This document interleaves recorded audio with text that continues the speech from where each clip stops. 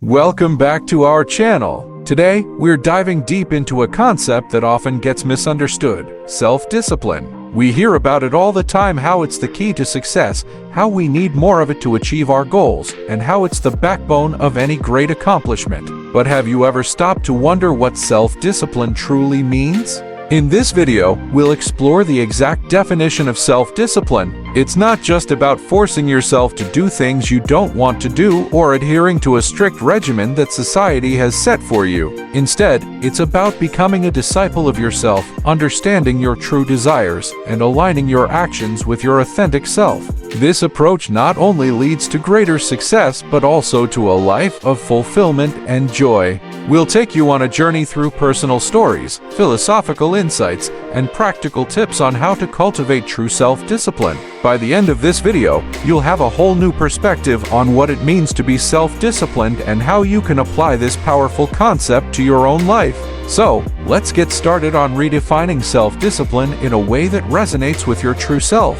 99% of people are not willing to do what it takes to make their dreams come true. This stark reality separates the dreamers from the doers. It's easy to fantasize about success, imagine the glory of achieving our goals, and envision a future where our aspirations have become a reality. But when it comes down to the hard, gritty work required to get there, most of us falter. We shy away from the discipline, persistence, and sacrifices necessary to turn dreams into reality. The Marines have a saying that perfectly encapsulates this dilemma: everybody wants to go to heaven, but nobody wants to die.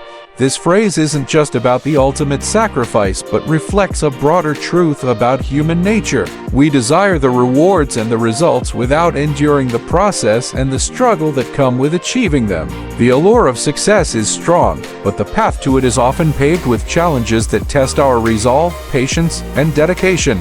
At the heart of bringing any dream to fruition is self-discipline.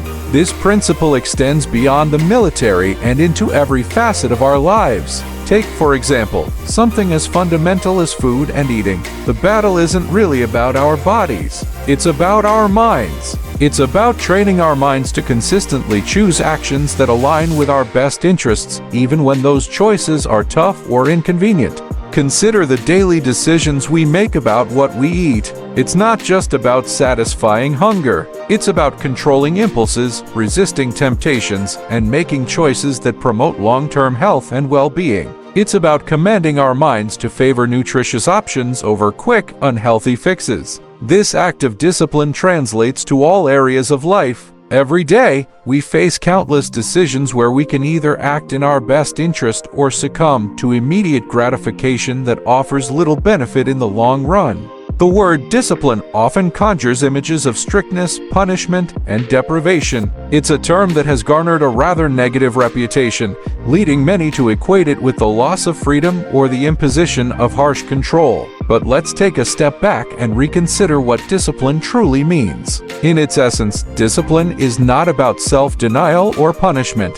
Rather, it's about the ability to choose long-term well-being over fleeting pleasures. It's about loving oneself enough to make decisions that honor our deeper values and desires.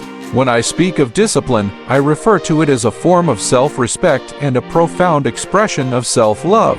It's about recognizing that while immediate gratification might offer a quick burst of pleasure, it's the commitment to our long-term goals and values that brings true fulfillment and happiness. Self-discipline is not the enemy of joy. It's the gateway to achieving lasting success and contentment in our lives. Think of self-discipline as the cornerstone of self-love. To genuinely love ourselves means to treat ourselves with kindness, respect, and care, just as we would treat someone we deeply care about. It means making choices that align with our best interests, even when those choices require us to forego immediate pleasures. Imagine you have a close friend who is about to make a decision that you know will hurt them in the long run. You wouldn't stand idly by and let them do it. Instead, you'd intervene, offer guidance, and encourage them to make a better choice. This is exactly how self-discipline operates in the realm of self-love. It's about stepping in and guiding ourselves to make choices that support our well-being and future happiness. Let's consider a few scenarios where self-discipline is a profound act of self-love. Picture this: you have a strong connection with someone, and the chemistry is undeniable. But there's a catch: they are dating your cousin. Out of love and respect for yourself, you refrain from pursuing that relationship because you know that, despite the immediate emotional pull, it would cause long-term distress and complicate family dynamics. Or take a common temptation, the allure of indulging in a delicious pizza.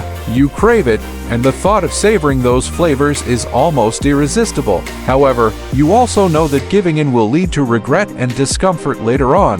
By choosing to pass on the pizza, you're not depriving yourself. You're honoring your commitment to feeling good and maintaining your health. It's an act of self-care that says, "I love you too much to let you feel miserable afterward." Consider another scenario: you have a crucial exam on Monday, and your friends are planning a fun night out on Saturday. The pull to join them is strong. After all, who doesn't want to unwind and enjoy a night with friends? But you also recognize that if you neglect your studies and perform poorly on the exam, you'll feel disappointed and stressed. By opting to stay in and study, you're prioritizing your future satisfaction and success over a few hours of immediate pleasure. Self-discipline in these instances is not about saying no to fun or indulgence. It's about saying yes to your long-term well-being and happiness. It's about making choices that reflect a deep respect for your future self and the goals you aspire to achieve. It's an affirmation of your self-worth and a commitment to your overall growth and development.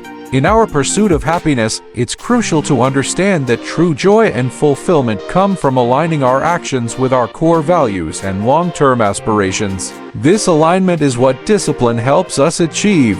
It's the bridge between our present actions and our future dreams, guiding us to make decisions that are in harmony with our deepest desires. The road to sustained happiness is paved with disciplined choices. When we discipline our behavior, we are actively shaping a life that reflects our highest values and goals. We are building a foundation for lasting success and contentment, one choice at a time. There's a widespread misconception that self-discipline equates to forcing yourself to do things you don't want to do. It's a view that casts self-discipline in a harsh, almost punitive light. Many believe that it means dragging yourself to the gym when you'd rather stay in bed, forcing yourself to read dense books when you'd prefer something lighter, or choking down bland, healthy meals like chicken and broccoli when you crave something indulgent. This interpretation suggests that self-discipline is about overriding your true desires in favor of a rigid, idealized version of yourself. But this perspective is fundamentally flawed and deeply misleading. Let's delve into this notion with a vivid metaphor. Picture yourself as a captive, imprisoned by a relentless captor who dictates your every move. This captor's demands are incessant: prepare dinner, scrub the floors, sleep on the cold, hard ground. You comply with these orders, not because you want to, but because you feel you must. Is this compliance an example of self-discipline, or are you merely an obedient prisoner? The answer is clear. What you're exhibiting is not self-discipline, but rather a forced submission to an external will. As you continue to live under this oppressive regime, where your true needs and desires are constantly suppressed, what happens to your spirit? Will you find contentment in this life of enforced servitude? Will you come to admire and love your captor, or will you grow increasingly resentful, filled with anger and regret for the authentic life you've been denied? The latter is almost inevitable. This stark scenario illustrates a critical point. Denying your authenticity and bowing to an imposed ideal exacts a heavy toll. True self-discipline is not about living like a prisoner to some idealized version of yourself. It's not about suppressing your authentic desires and feelings to conform to an external standard. Instead, self-discipline should be viewed as a harmonious alignment between your actions and your true self. It's about making choices that resonate with your genuine values and long-term goals, rather than submitting to fleeting whims or societal pressures. I speak from deeply personal experience when I say that living inauthentically can be devastating. There was a significant period in my life when I turned my back on my true passions and desires, all in the pursuit of societal approval and the illusion of success. Instead of following my genuine interest in psychology and philosophy, I chose to study engineering, a field that promised financial stability and social respect but offered me little fulfillment. This decision wasn't just a career choice, it was a betrayal of my true self. I was led to believe that pursuing my passion for understanding the human mind and the nature of existence was impractical and unworthy. I internalized the message that success was measured by the size of one's bank account and not by the depth of one's purpose or the joy derived from one's work. I thought I was doing the right thing by adhering to what society deemed as prestigious and worthwhile. To align with these external expectations, I had to suppress my authentic interests and inclinations. I told myself over and over that a career in psychology or philosophy was a frivolous pursuit, even though my heart and mind were undeniably drawn to these fields. I convinced myself that a lucrative career in engineering was the ultimate goal, and that monetary wealth was the key to happiness and fulfillment. I bought into the belief that society and the people around me knew better about what I should want from life, and so I ignored my inner voice, my true desires, and my passions. The result of living this lie was a profound disconnection from my own emotions, desires, and instincts. Over time, this disconnection manifested in various ways, significantly impacting my well-being. I began to experience a range of physical health issues, particularly severe gastrointestinal problems. It was as if my body was rebelling against the inauthentic life I was forcing it to live.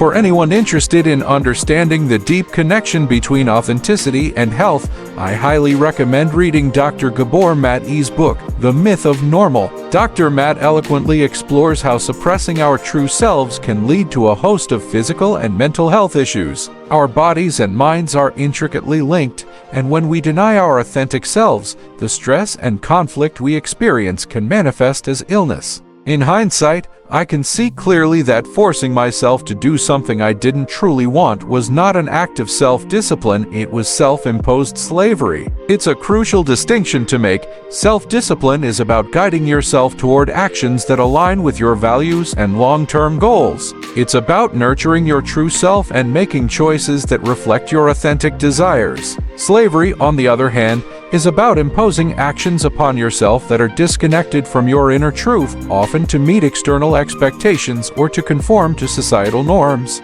Every slave, whether in the literal or metaphorical sense, eventually harbors feelings of resentment, vengeance, and regret. When you live a life that is out of sync with who you truly are, these negative emotions fester beneath the surface, waiting to erupt. I felt this resentment growing within me every day that I spent in a career path that was not my own. I became increasingly bitter and disillusioned, trapped in a life that was dictated by others' expectations rather than by my own aspirations.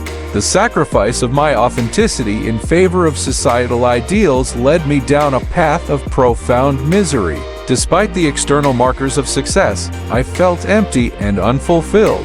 The longer I continued to suppress my true self, the more evident it became that this path was unsustainable. Eventually, I realized that no matter how much I tried to force myself to conform, I would never find true happiness or fulfillment living a life that wasn't my own. To truly grasp the essence of self-discipline, we must redefine what it means to be self-disciplined. A genuinely self-disciplined person is not someone who relentlessly forces themselves to adhere to rigid external standards or suppresses their natural inclinations. Rather, they are a disciple of themselves, an eternal student of their own being. This profound journey of self-discovery involves delving into their innermost desires and emotions, seeking to understand their authentic self deeply. Through this understanding, they cultivate a life where their true self is not just acknowledged but celebrated and allowed to flourish. By doing so, they create lives of completeness, joy, and fulfillment, free from the chains of resentment and regret.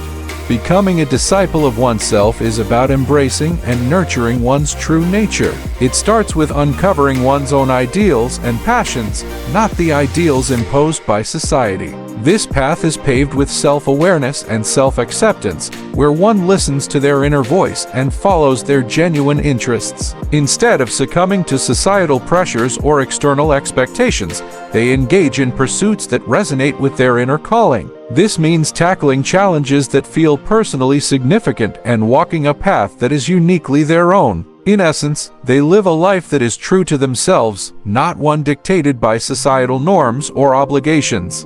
For those who master the art of being a disciple of themselves, self-control ceases to be a struggle. There is a harmonious alignment between their actions and their authentic desires. They don't need to wrestle with inner conflict because they are not forcing themselves to conform to an external standard that doesn't resonate with them. They move as one cohesive unit where their ideal self and true self are in perfect sync.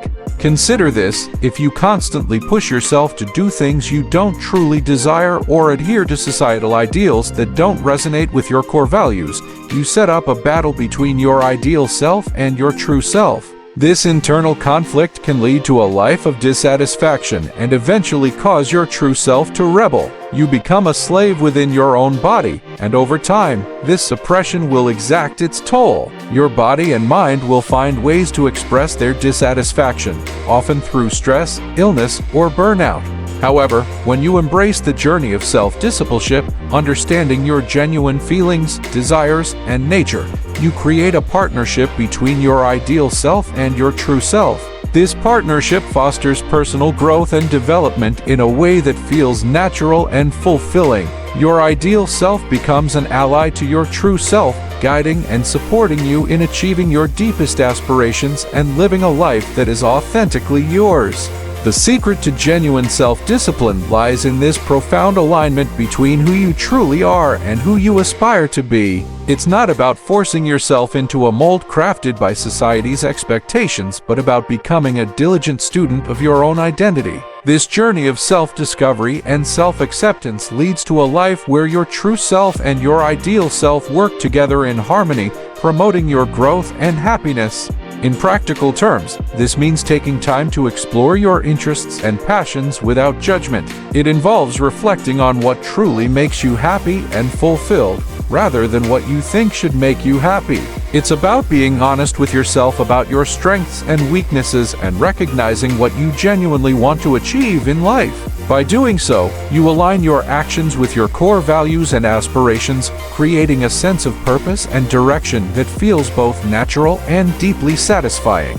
Imagine a life where every day is an opportunity to learn more about who you are and what you love, where your daily actions are not a chore but a joy because they align with your true self. This is the essence of being a disciple of yourself, living a life of continuous growth, where self-discipline is not a struggle but a natural outcome of being true to yourself.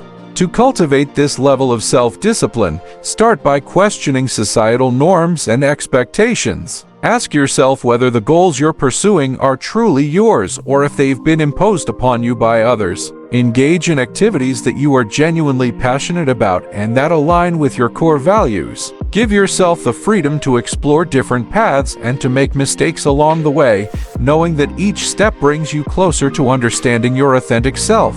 By embracing this journey of self-discovery and aligning your actions with your true desires, you unlock the door to a life of fulfillment and joy. You move from being a prisoner of external expectations to becoming the master of your own destiny.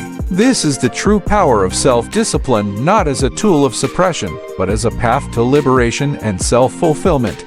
We've come to the end of our exploration into the true essence of self-discipline. Remember, self-discipline isn't about suppression or conforming to societal expectations. It's about becoming a lifelong student of yourself, understanding your deepest desires, embracing your authentic self, and aligning your actions with your inner truths.